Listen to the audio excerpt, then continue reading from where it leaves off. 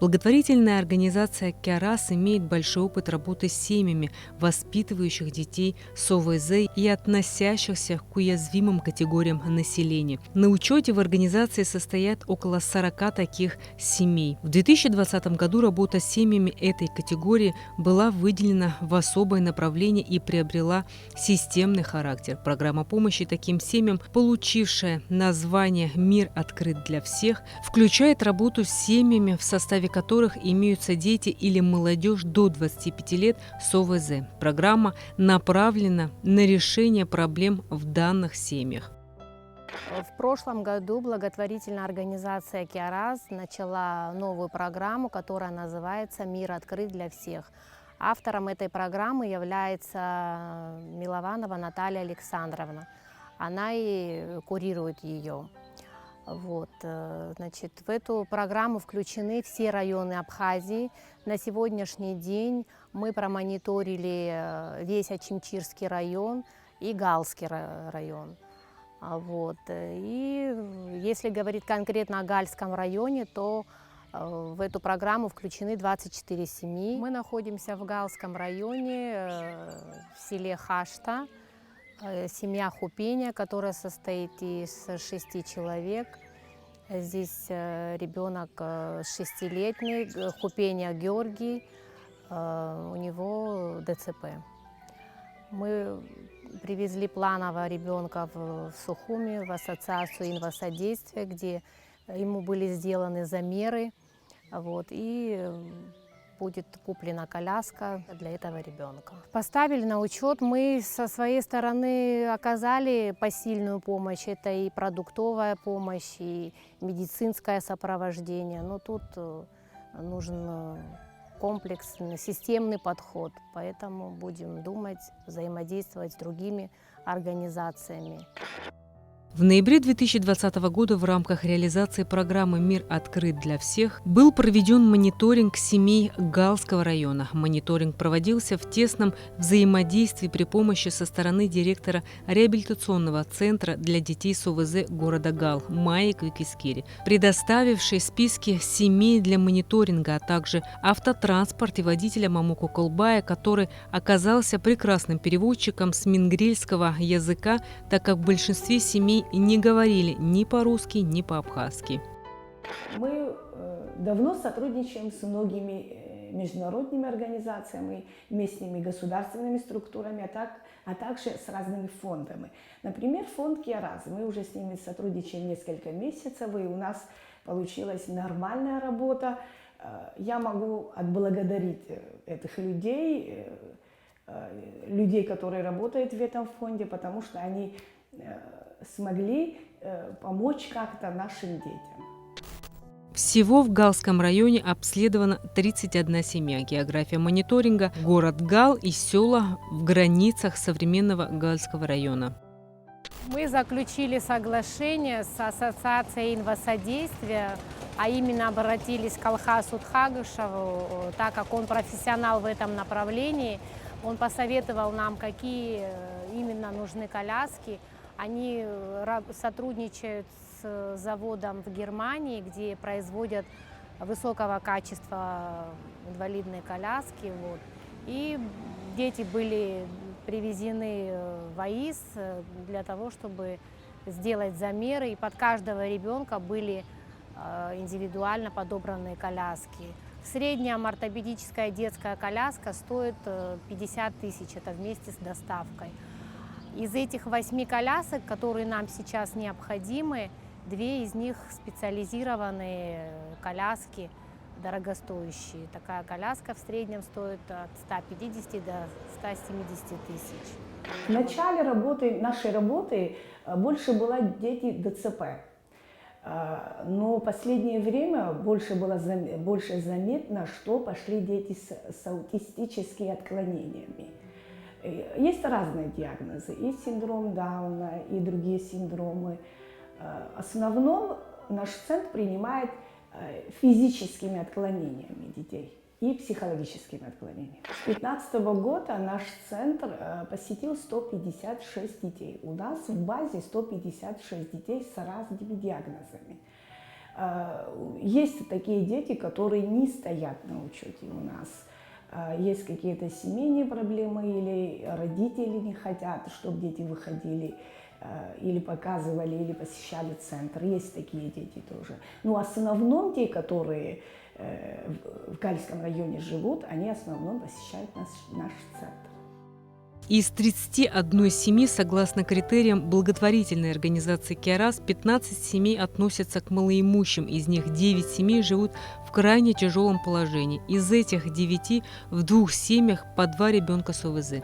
9 семей занимают промежуточное положение и включены в программу в той ее части, которая направлена на решение не материально-бытовых, а медико-социально-психологических проблем. И 7 семей в программу не включены.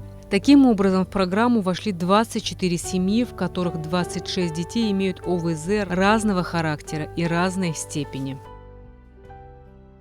Семья, которую мы посетили, это семья Гогия, Георгий.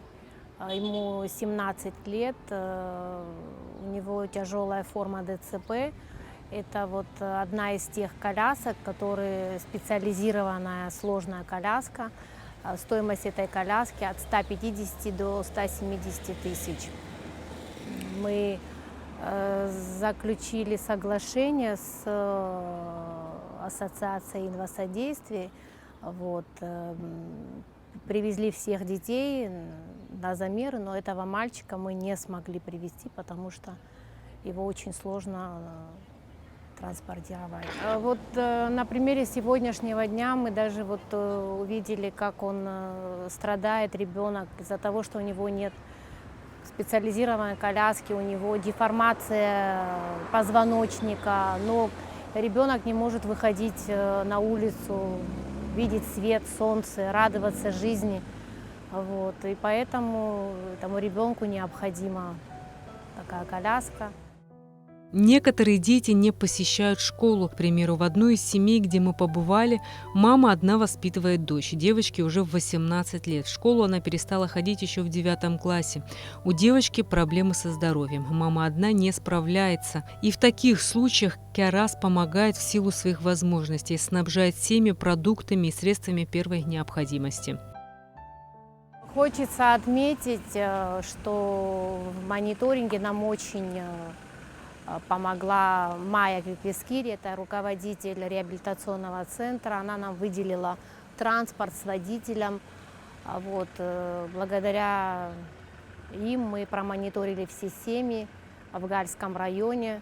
Мы сотрудничаем с местными главой администрации сел, с местными медпунктами и директорами школ. Год один раз проводим мониторинг, и чтобы выявлять новых детей, которые нуждаются в нашей помощи. Центр имеет транспорт, это минивэн. Наша машина привозит ежедневно наших детей в центр и отвозит домой. Мы принимаем детей с 0 до 18 лет. Наш центр предоставляет следующие услуги. Это массаж, лечебная физкультура, физическая реабилитация, психолог, физиотерапевт, невролог, дефектолог, муз-терапевт. И еще у нас есть один специалист, это специалист по методу Портерич. Это называется выявление ранних отклонений с 0 до 1 года. Хочется отметить важность и эффективность работы реабилитационного центра для детей с ОВЗ. Большинство детей и молодежи из списка регулярно посещали центр, который для большинства является практически единственным помощником и решением медико-социальной и психологической проблемы и окном в мир. Мы точно такой центр, как Республиканский реабилитационный центр, который в Сухуми. Мы с ними с первого дня сотрудничаем. У них есть здания, которые очень хорошо оснащены, у них есть стационары, где могут дети оставаться и получать всю полноценную услугу. У нас таких средств нет, у нас нету стационаров, и у нас нет настолько много услуг, как в Сухумском реабилитационном центре. Но мы с ними сотрудничаем в таком формате, что Те услуги, которые нет у нас, мы отправляем в Сухуми, они там проходят комиссию, и те услуги, которые у нас нет, они проходят в Сухумский реабилитационный центр. Я могу сказать, что мы с ними очень тесно сотрудничаем. У нас были такие случаи, и сейчас тоже есть такие случаи, из других районов, например, из Скворчельский, Ачамчирский, и было случаи Гудаутского и Гулерибского района, которые здесь оставались в Гале, и мы всех принимаем, всех детей, которые нуждаются в нашей помощи. А на сегодняшний день, насколько мне известно, вы делите помещение с еще одной организацией.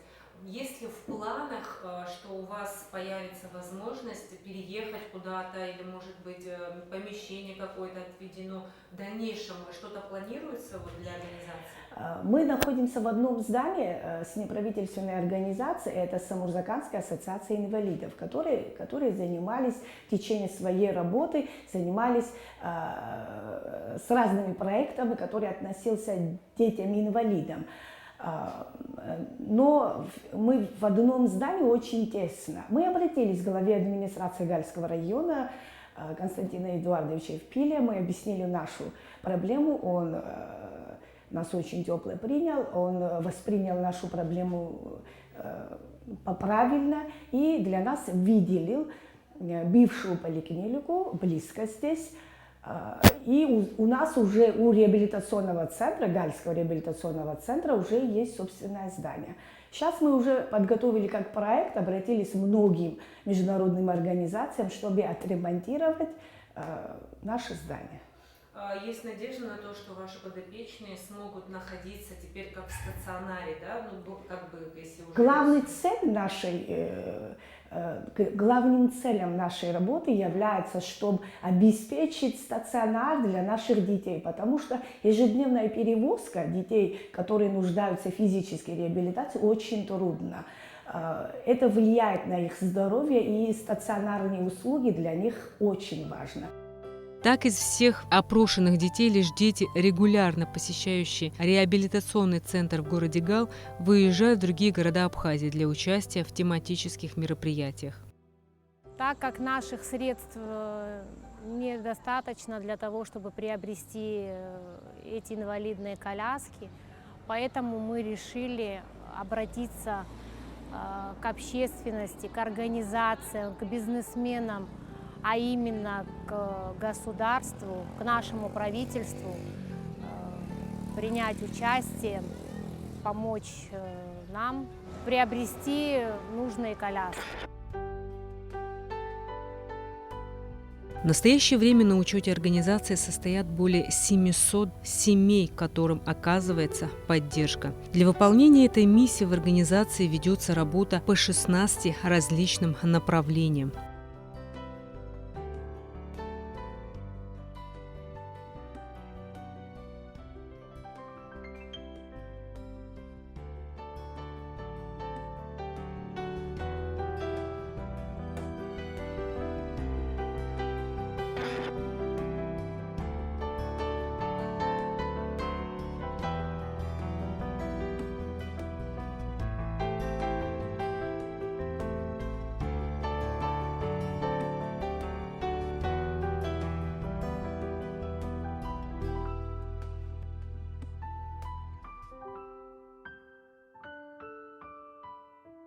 По Ачимчирскому району тоже мы сотрудничали с реабилитационными центрами, с социальными работниками.